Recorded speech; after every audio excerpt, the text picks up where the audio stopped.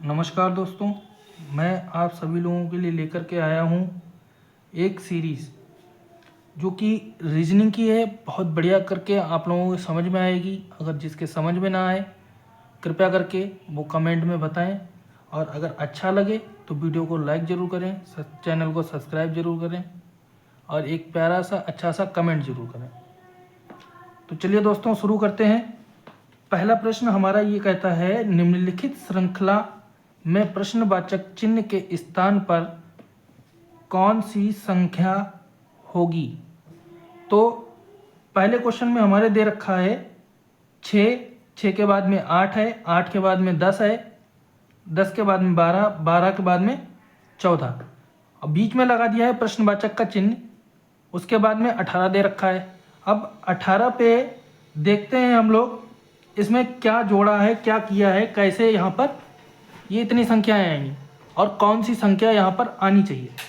तो पहले तो दोस्तों आप लोग करने का प्रयास करें खुद से और बताएं कि इसका क्या आंसर होगा। तो दोस्तों यहाँ पर देखिए 6 के बाद में क्या है, 8 है, तो इसमें कितना प्लस हुआ, +2 हुआ। 6 और 2 8, 6 + 2 8।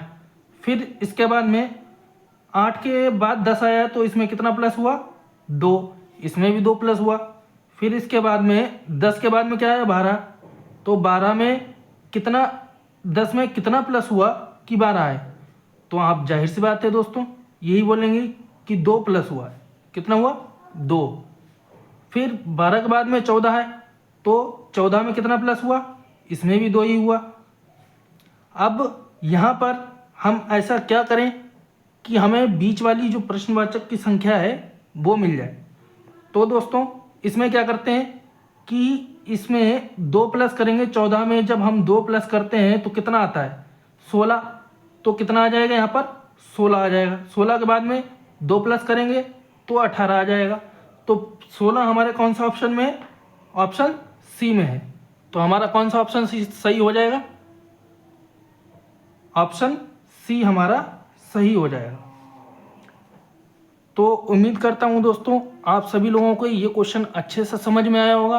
अगर नहीं आया है तो मैं फिर से रिपीट कर दूंगा, आप लोग एक बार कृपया करके कमेंट में ज़रूर बता दें। अब चलते हैं हम लोग क्वेश्चन नंबर 2 पे। रीजनिंग में देखिए दोस्तों कुछ भी टफ नहीं होता है, बस आपको थोड़े से लॉजिक लगाने की ज़रूरत होती है, इससे ज़्यादा और कुछ नहीं है। चाहे वो सीरीज का क्वेश्चन हो या कोडिंग का क्वेश्चन हो या फिर रक्त संबंध का क्वेश्चन हो, किसी का भी क्वेश्चन हो, बस थोड़ा सा लॉजिक लगाने की ज़रूरत होती है, इससे ज़्यादा और किसी चीज़ की भी ज़रूरत नहीं। अब देखिए दूसरा क्वेश्चन हमारा कहता है 8, 8 के बाद में क्या आया, 27, 27 के बाद 64। अब आप लोग सोच रहे होंगे ये 8 के बाद में 27 किस हिसाब से आया, 27 के बाद में फिर 64 किस हिसाब से आया, फिर उसके बाद में 64 के बाद 125 किस हिसाब से आया, और इसमें क्वेश्चन मार्क की जगह पे क्या आएगा।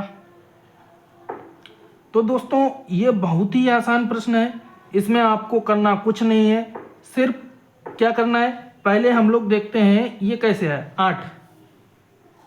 तो सबसे पहले हम लोग क्या करेंगे, सबसे छोटी संख्या जो होती है वो होती है 1। 1 के बाद में उससे बड़ी क्या कौन सी होती है, 2। 1 जो है यहाँ पर ये ऑड संख्या है, इवन संख्या है। इवन संख्या कौन सी है, 8। ऑड संख्या 1 होती है, तो हम 1 से ना ही गुणा कर सकते हैं ना ही भाग कर सकते हैं। तो सबसे अच्छा ऑप्शन यही है कि हम 2 को पकड़ते हैं पहले। तो 2 को हम कितनी बार गुणा करें, या 2 का स्क्वायर करें या क्यूब करें, क्या करें, क्या सोच रहे हो आप लोग। तो हम लोग क्या करते हैं, 2 का क्यूब कर लेते हैं। देखते हैं 2 गुणे 2 गुणे 2, तो इसमें क्या हो गया, 2 एकम 2, 2 दूनी 4, 4 दूनी 8, कितना आ गया हमारा 8। ऐसे ही हम क्या करेंगे, अब देखिए 2 के बाद में क्या आता है 3, तो 3 को भी हम 3 बार लिखेंगे। कितनी बार लिखेंगे, 3 बार। 3 गुणे 3 गुणे 3, कितना हो गया हमारा? 3 एकम 3, 3 तियाँ 9, 9 तियाँ 27। अब 3 के बाद में क्या आता है? 4। ऐसे ही 4 को भी हम लोग 3 बार लिखेंगे। कितनी बार लिखेंगे? 3 बार। 4 एकम 4, 4 4 चक्कू 16, 16 चक्कू 64। कितना हो गया? 64 हो गया। अब 64 का क्या करेंगे? 64 तो हो गया, 64 का कुछ नहीं करना है।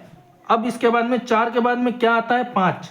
अब 5 का हम क्या करेंगे? 5 को हम लोग 3 बार लिखेंगे। कितनी बार लिखेंगे? 3 बार लिखेंगे। ये पहली 3 संख्याएं जो हैं वो हमें प्राप्त हो चुकी हैं। समझ में आ गया दोस्तों? अब देखिए क्या करते हैं। 5 एकम 5, पचम 25, 25 पंजे 125। कितना हो गया? 125। अब क्या करेंगे दोस्तों? हमें एक ही संख्या निकालनी है अब, वो है 6। 6 को हम कितनी बार गुणा करेंगे? 3 बार। जैसे कि हमने ऊपर किया है, सभी संख्याओं को 3-3 बार गुणा किया है। 6 को हम लोग 3 बार गुणा करेंगे। अब देखिए 6 एकम 6, 6 छंके 36 और 36 छंगा 216। कितना होगा? 216। तो हमारा कौन सा ऑप्शन सही हो गया? बी वाला। बी वाला आंसर हमारा सही हो गया। कितना आएगा? 216। उम्मीद करता हूँ दोस्तों आप सभी लोगों के अच्छे से समझ में आया होगा। अगर कोई भी डाउट हो, कोई भी दिक्कत हो आप लोगों को, तो कृपया करके कमेंट में ज़रूर बताएं। और आपके अगर समझ में आ रहा हो तो एक प्यारा सा लाइक ज़रूर करें, ताकि हमें मोटिवेशन मिलता रहे आप लोगों के लिए नए नए क्लासेस लाने के लिए। अब देखिए, अब ये क्वेश्चन आया है हमारा अल्फ़ाबेट वाला। अल्फ़ाबेट में क्या होता है? सबसे आसान होता है ये, नंबरिंग से भी ज़्यादा आसान होता है अल्फ़ाबेट वाला। इसमें करना ही कुछ नहीं होता है। अब देखिए आपका क्या आ रहा है?